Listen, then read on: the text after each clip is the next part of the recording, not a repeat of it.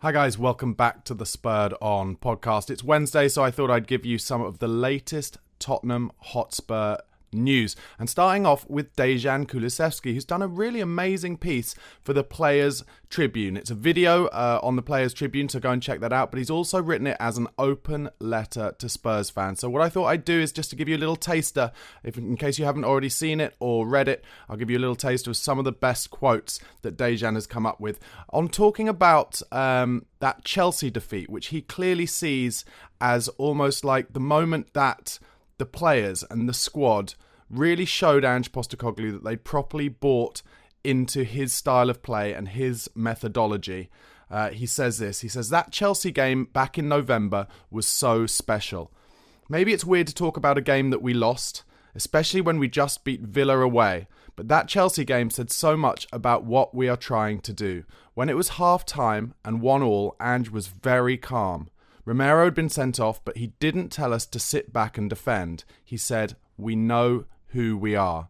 Then Destiny got a red card and things got very difficult. I know that a lot of people thought we were crazy for playing such a high line with 9 men, that we were naive. But do you know what I remember from that game? I remember the moments near the end where we almost made it 2-2. I remember Vicario saving shots with an energy that was bigger than the entire stadium. I remember that we kept attacking.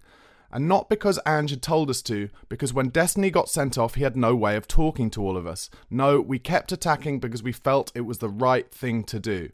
Ange was proud of that. We never stopped being us. But my favourite moment was after the game. When we had lost 4-1 and we went over to the fans, you didn't boo us, you didn't whistle us, you applauded us. You understood what it meant. Yes, we had lost a game, but we won in life. I think that's like a totally fascinating thing to hear from a first-team player at Tottenham Hotspur, giving it absolutely honestly about what could easily have been deemed to be an embarrassing moment, losing 4-1 at home to your biggest rivals. But I felt exactly the same after that result too. It really showed what Spurs were now about. We weren't going to sit back on our 18-yard box. We weren't going to kind of fall on our own sword and use it, a couple of sendings off and some injuries as an excuse. In fact, the opposite. We were going to keep pushing and keep going forward. And I completely agree that, especially off the back of a result like that 4-0 game against Aston Villa, you can see where those building blocks have been put in place. And I love that from Dejan Kulusevski. Like I said, definitely go and check out his video if you haven't already seen it so far. He then goes on to talk about winning trophies at Spurs. He says, let me be clear, we want to win.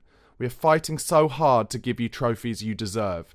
We train for you, we eat for you, we sleep for you. We know that this club changes lives. It's a huge deal to me when I see people wearing my shirt, because that means we connect on some level. And I still find it incredible that I can simply score a goal and send 60,000 people home happy. But we're also a young team with many new players. We're not going to win every game. And actually, Ange never speaks about trophies. He says, yes, we'll get there. But first of all, we have to become us. We have to find ourselves. Again, really fascinating quote. Talking about Ange not mentioning trophies specifically. He's clearly incredibly consistent with what he says out in the press and what he says to the first team. It's about process. It's about changing the mentality of not just that first team, but the entire club, gearing us towards the long term of challenging and then finding ways through difficult moments to actually pick up the silverware that we deserve. Maybe as Spurs fans before, we've been guilty of thinking, if we just get the right manager in place, then it'll all happen automatically. But I don't think it's as simple as that. Even if a manager has won before, in the examples of the managers we've employed like that, Jose Mourinho and Antonio Conte, yes, they've won before, but other than Mourinho at Porto, when he was a young manager and he was very much the underdog, everywhere else he's won, he's had the finances and the financial backing and the money to make that happen, as has Antonio Conte. At Spurs, we don't have that money, or at least we didn't at the time. We can't be outbidding the likes of Man City and Chelsea and Manchester United for those kind of players. So we need to set in place a process. We needed to change from top to bottom. And these quotes from Kulusevski are showing that Ange Postecoglou is clearly the man to be doing that correctly. And the club are trusting in him and the players are trusting in him. As I said, Go and check out his piece in the Players Tribune. Fascinating. Next bit of news, Mickey van der Ven's injury is not thought to be as bad as his previous hamstring injury. Very much hoping, according to a couple of journalists, that he'll only be out for this Fulham game this weekend. And then, obviously, there's the international break, which will be a week or two off, and then he should be back after that. Little bit of pinch of salt, though, because earlier in the season, I remember we were told a similar thing about one of our injuries, and actually that then turned into a 3-monther. So I'm giving you the news that some of the journalists are reporting from inside the club, but little bit of a pinch of salt until I hear it properly. It's about 11 o'clock on Wednesday morning when I'm recording this, so if that has changed by the time this goes out, I apologise. Next up, Radu Dragushin's agent very much loves being in the spotlight, loves talking, and has been talking once again. Of course, Radu Dragushin made his first kind of proper appearance for Spurs, playing about 40-odd minutes in that 4-0 win at Villa Park. I thought he barely put a foot wrong, really. The only kind of time where it went a little awry for him was when Vicario pinged a pass at him kind of knee height, and he had to control it, and Diaby nicked in ahead of him and got to the byline. But I thought his performance was impressive, to be honest. And Dragushin's agent has been saying they, as in Tottenham, had a well-laid plan. He had to wait his turn and help his team. It was natural because the two centre-backs played very well together and it was hard to take them out. From one point of view, it wasn't normal to take them out of the team. I was talking to someone at the club and he told me that Radu is training exceptionally well. You can't blame him. Training is like a match for Radu. That's what we've been aiming for years. The way you train is the way you play. So positive comments coming out from Dragushin's agent, who has before been quite quick to say negative stuff about Dragushin not having got his chance yet, and certainly around the time of his transfer when Bayern Munich were in for him and Dragushin's agent kind of said stuff like, I don't know why he's chosen Spurs.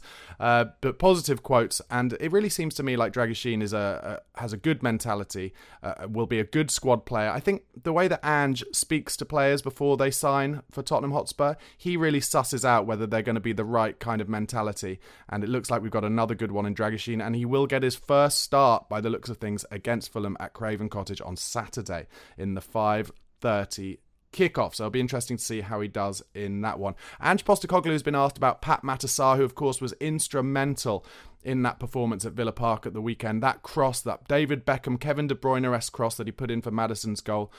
Possibly the best thing he's done in a Spurs shirt so far, even though he scored a couple of goals, of course, but just showing absolute technique on the run, which is such a hard skill. And Postecoglou has been singing his praises as well. He says he always gives everything. For a young man, he's very mature. And the beauty of guys like that, and we have a few of them in our team, is that they've got such a high ceiling. In fact, they've probably got no ceiling to the kind of footballers they can be. So who do we think he's talking about? I'd say Pat Matasar, I'd say Destiny Udogie, I'd even say Pedro Porro, I'd say Kulusevski at 23 still has a absolutely no end of ceiling that he could get to because he's such a star boy already. Totally underrated. Who do you think? Let me know in the comments who else Ange is talking about when he talks about these young guys, these young, hungry players. Mickey van der Ven is obviously on that list for me. So young and one of the best centre-backs in the Premier League already. His attributes are unlike any centre-back I've seen in the Premier League for many years. Van Dijk is the closest, I guess, but I think Van der Ven has raw pace that Van Dijk has never had, and certainly he's lost a yard or so since his injury. Next up in the news, Bryan Gil. I guess this is the least unexpected news of the season so far. Bryan Gil has finally realised that his future long-term is away from Tottenham Hotspur. He says that he doesn't think Big Ange trusts in him and he is looking for a permanent move back to La Liga, back to Spain.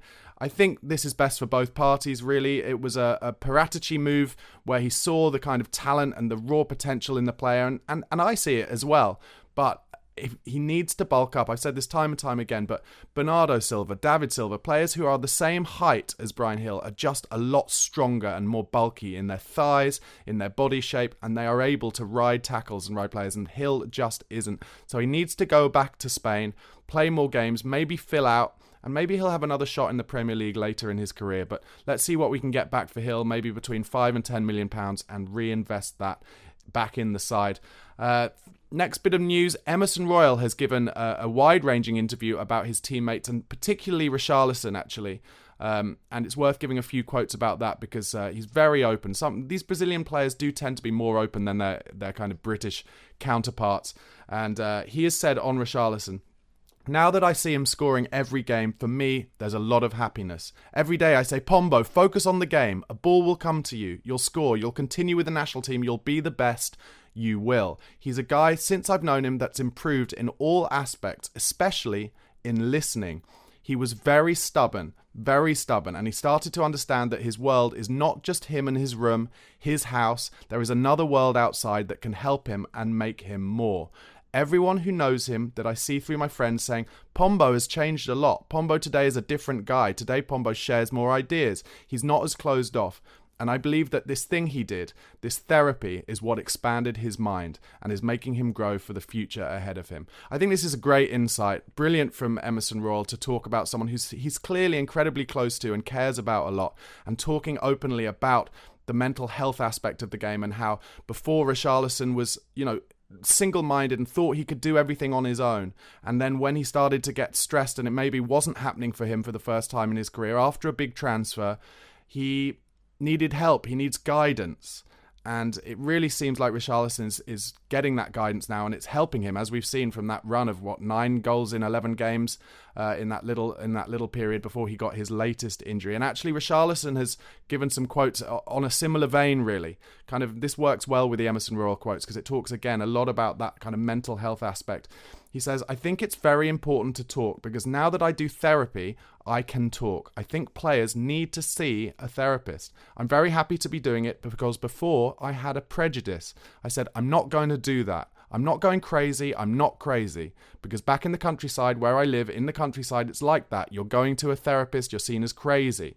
It's seen as something for people in the cities. So thank God I went through this prejudice. Now I don't have it anymore. I'm able to do therapy. I'm feeling 100%. My mind is relieved. With my therapist, I can vent. I can talk about everything. So I think it's really cool to do this, He says, sometimes injuries would come here at Tottenham and I didn't know why because I was always prepared. I was always training well, and there would be some calf injuries. My thigh. That's when I talked to the doctor. I said, Doctor, I don't know why this is happening to me. I've never had so many injuries. And he asked me if I had any problems at home, any problems with my partner, my family. And that's when he asked me to see a therapist. Stress was causing the injuries. It's so brilliant to hear footballers talking like this. It should have been happening years ago. It should be happening to men in all walks of life. Women are a lot better, let's face it, at opening up, talking to each other, talking to therapists. And this has to happen more. But in football, really good to see Richarlison coming out. You've got to bear in mind, he's Brazil's number 9.